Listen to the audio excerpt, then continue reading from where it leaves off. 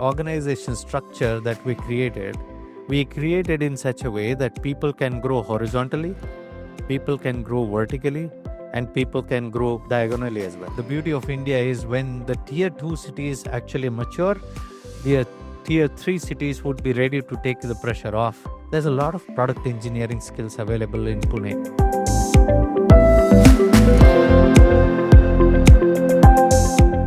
Hello everyone, welcome to another interesting episode of the GCC Pulse CentreStage, where we bring you real stories from the world of GCCs.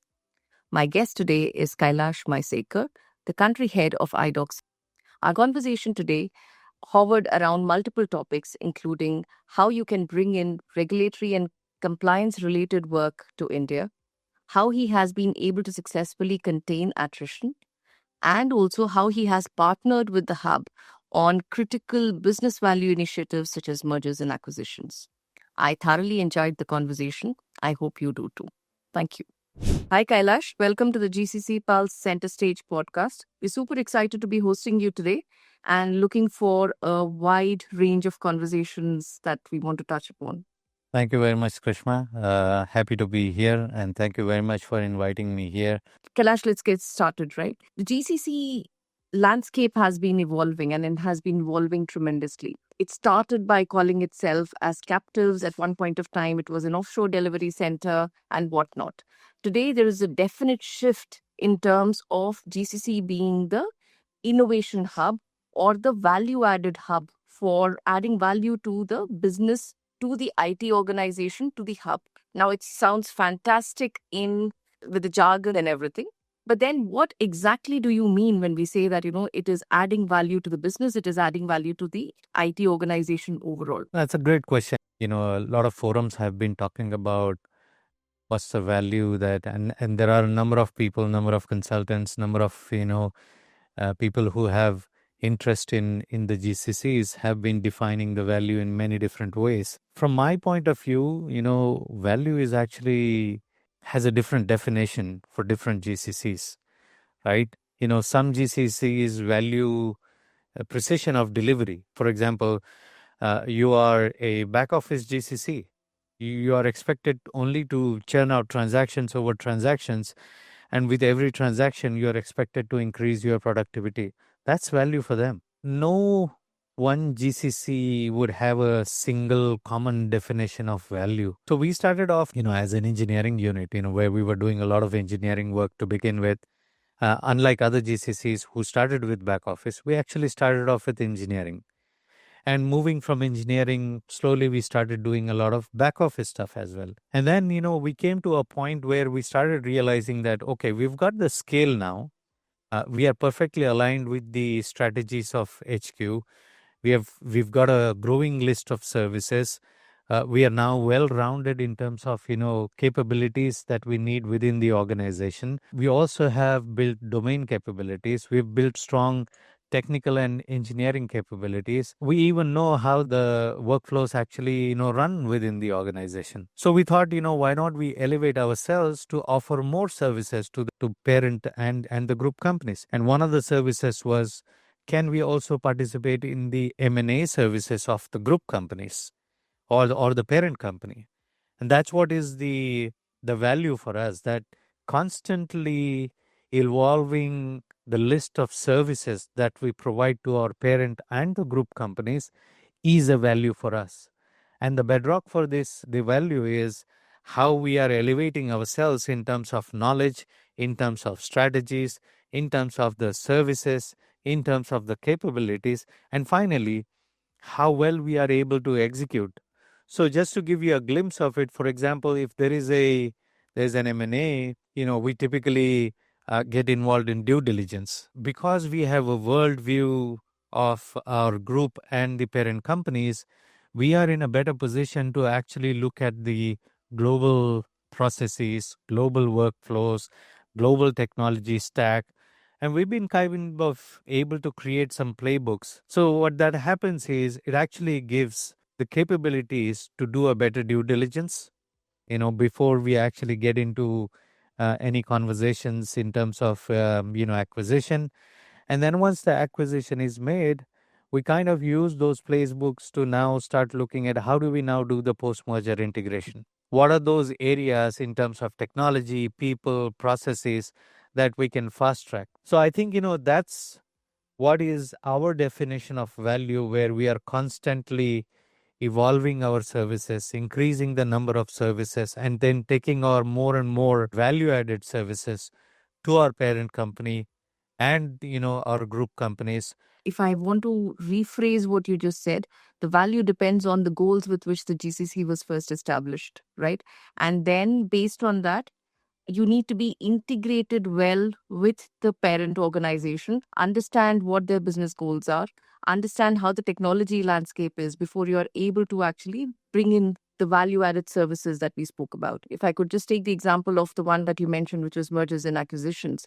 Now, a merger can be successful only if you understand what the business priorities are and how the new merger is actually contributing towards that business priority, and how the technology landscape which is there in your parent organization, how does it integrate with the acquired organization, so to speak, right? Now, you made it look very simple, but then to be able to get an understanding of that business goals or the business priorities, to have an understanding of how the technology landscape is, you need to have a very integrated way of operations between the hub as well as the GCC. In fact, we should not be segregating something as a hub as and a GCC for us to be able to be successful, right? So how do you think successful GCCs have actually navigated it?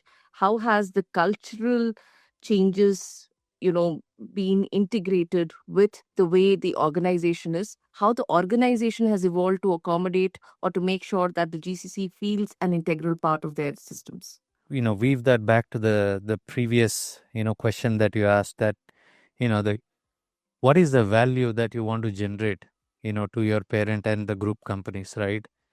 And at every step when you are evolving in terms of value, your operating model also has to evolve. Now, when I say operating model, one of the important pieces in the operating model is your organization structure. Now, when I look at the organization structure, I look at it from two layers. One is a structural layer where you're looking at how are we going to structure ourselves, right? What are going to be those different levels of governance mechanism? Who's going to do what is the role architecture, all of that. I look at it more from a structural perspective, right? And it needs to evolve. When you start in the beginning, when you are at the lowest end of the maturity curve, you may be doing more transactional roles, and therefore the organization structure would be more matrixed towards the group. But you'll reach a point where you start delivering more value. That's when you are expected to now take a lot more ownership. And then slowly your organization structure needs to change from what used to be typically a hard matrix to maybe a mixed matrix, where some amount of ownership lies with somebody in the GCC and some amount of ownership lies with somebody in the group. I call it the second level of maturity that GCCs go through. And the third level of maturity, what I see, is where a lot of ownership is taken with the GCC by the GCC, and less of ownership and accountability lies with the top leadership in the group company. That's how I look at the maturity model of the GCC, irrespective of what we hear from the market. That's the model that we have accepted, and we said, okay, let's look at our maturity in terms of two layers. One is the structural layer, which I talked about, that we evolve from phase one of our maturity and organization structure to the phase three. However, the second layer that I look at is the cultural layer. When you build those structures, there are a few things very are distinct, from a GCC perspective. Number one factor when I look at cultural layer is the growth aspirations. So one of the strategies that we have at Idox is called horizontal, vertical, and diagonal growth strategy. What that means is the organization structure that we created in such a way that people can grow horizontally, people can grow vertically, and people can grow diagonally as well. The benefits that give to our structure is because, number one, there's already a set knowledge within the company. The second, aspect that we get is the person who is already as a techno managerial role. So therefore they can do a few things. For example, they can create a plan, they can assemble a team, they can execute the plan, they can do the risk assessment, they can also manage the effort, the whole execution part of it. That's the second benefit. All we need to teach them is how to do product management. And all of that actually results in one of the most important enterprise wide KPI that we have is time to market. And time to market is probably the best value that any organization or any team can provide to their organization, right? Because that's how you deliver your profits. That's how you deliver the commitments to the business. Now, one of the challenges with many of the GCCs you spoke about the organization structure, but then beyond the organization structure, there is also this limitation which many GCCs often get challenged with respect to what can be done from the GCC because of the regulations which exist, because of limitations which exist, because of the nature of work which certain organizations might be doing. There is hesitations, there is apprehension about doing it outside the hub. Now, I know you have tremendous experience of managing government sector work being done remotely from India. Question is, how did you manage it? And what kind of guardrails do you have within your organization to enable that security which customers at the end of the day are looking forward to? We are not compromising on mandates, but then at the same time, we are able to scale and deliver from the GCC itself. Running a government technology, comes with its own share of commitments. And, for us, three things are really important. So whenever we are in confusion, we go back to our, guiding principles, which are basically divided into three areas. Number one is compliance. Compliance comes from various regulations that we are subject to, right? And we need to adhere to those compliances.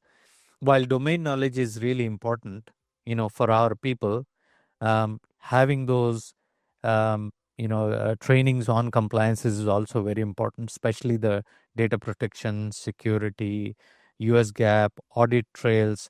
The second part, what we is of really importance for us is the accountability. I talked about in the beginning that we move up the value chain.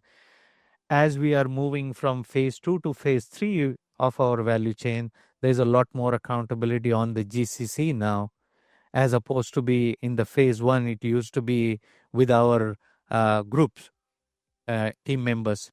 So there's a strong governance mechanism in place where there is a central governance team which has a multi-layered central governance team which has oversight on our processes, on our documentation, on every compliance check that we do. And most importantly, from an accountability standpoint, we look at the decision making part. So in our processes, the processes are designed in such a way that there are checks and balances in terms of who makes the decision for some of our processes or the products. And with accountability, the most important is transparency, right? And that's where the third principle that we have is trust. So if you do your compliance right, and if you make yourself accountable, you design your processes in such a way that you hold the person who is running these processes accountable, and give them the tools and the training so that they can run those processes fearlessly, because they know these tools and technologies and the application and the governance mechanism that we have will take care of the accountability. Then there is an inherent trust built in the whole design itself. So basically, what you're saying is don't start with the perspective saying that it cannot be done. Understand what the core of why it cannot be done. Try to see how you can address it, right? Be it in terms of demonstrating there is an understanding. Be it there, a demonstration of trust, a demonstration of accountability. Build solid guardrails which can be leveraged to make sure that there is a reassurance which is being provided to.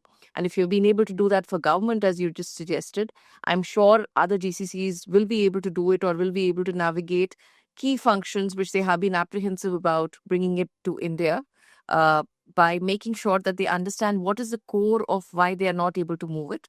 and see whether there are ways in which they can convince that, yes, your data is secure. Yes, there is absolute compliance which is happening at all levels, and then taking it forward. To add to that, Hmm. I think, one of the traps that a lot of GCCs I've spoken with, if not a lot, but at least some of them, is that one needs to evolve through the maturity curve.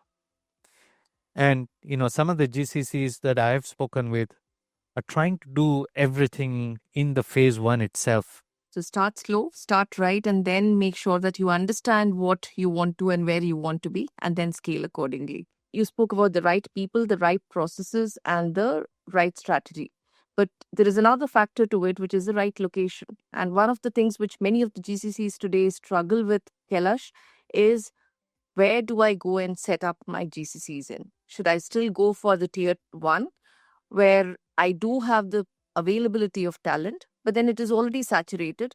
And therefore, irrespective of whether you put those three vectors of the horizontal, diagonal, and vertical growth, there's a large scale attrition which is happening, right? Or do I go for a tier two, where availability of the skills may be limited, right? But then there is always that stability which can be provided because people are bound to the city, and then you have the first movers advantage. You do also have bring in the kind of consistency and stability. So how should GCCs who are looking at India as the next destination, setting up their GCCs, determine what should their location of choice should be? The beauty of India is that if one city reaches a maturity point, right, there's another city which immediately evolves to take the pressure off the big city. And that's what is happening in India right now. All of these cities have grown so much, and therefore the tier 2 cities are now offering more value. And like I said, the beauty of India is when the tier 2 cities actually mature, the tier 3 cities would be ready to take the pressure off. Now, one of the reasons why we came to Pune to set up our GCC is twofold, reason. One is because we came to India to set up our GCC via acquisitions, right? So we bought two companies called CT Space and McLaren Software, and both were based in Maharashtra, in Pune, Mumbai. So when we took on these companies, the decision was, should we set up in Mumbai, should we set up in Pune, or should we go to Bangalore or Hyderabad, any other cities? One of the deciding factors for us was because we started off engineering services, like I said, we didn't start with back office services. One of the things that we were looking at was, is the talent available in Pune for us to grow in terms of engineering? What we saw was there were a lot of companies who are product based companies, especially in the financial technology, the engineering, the automotive sector, and a couple other sectors that we've seen. There's a lot of product engineering skills available in Pune at a very, very affordable rates, and it was abundantly available. So that was one decision. The second decision was there was a mature ecosystem available within Pune. For example, the academic institutions, the startup ecosystem, a lot of training institutes here in the product engineering space, which gives us the access to the talent for the economies of scale that we want to build. That was the second reason. The third reason we looked at was, for a product company, right? One of the most important factors is attrition, because it takes a lot of time for us to actually teach the product, the domain expertise, and the workflows. It takes for somebody at least 1 to 2 years to actually learn the product itself before they can be really, 100%, or if not 100%, at least, 80 to 90%, productive. And when we looked at the data, Pune and Mumbai had the most stickiness. The tenure of the employees normally here we have seen is much higher than any other, cities. So that's a great sign. The longevity of the employees is very high in Pune and Mumbai. And another two factors that we looked at Pune was, because being a European company, one of the important factors for us was the language factor. We were looking at people who have multilingual skills. So you can find a lot of people who can speak German, French, Spanish, and even these days I'm speaking, a lot of kids can actually speak Japanese. That's one of the factors, that we looked at. And the last but not least, was the attrition. When we looked at the data, the attrition rates for Pune and Mumbai were way less, than many other cities. And we was quite surprised, when we looked at the data that the attrition rates is in single digit in Mumbai and Pune. And being a product company, that's a blessing. Thank you, Kailash. So with that, let's just change the gear a little bit, Kailash. Let's look at some rapid fire.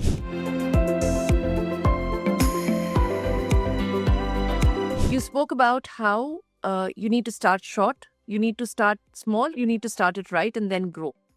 So from that perspective, if you were given a choice for autonomy versus scale, what is it that you would choose? I'd choose autonomy. One commonly used GCC buzzword which you think is getting overused or is grossly misunderstood today? Well, which is exactly what you started off this podcast with, is innovation hub. You spoke about time to market being one of the key parameters against which the success of any organization is getting measured.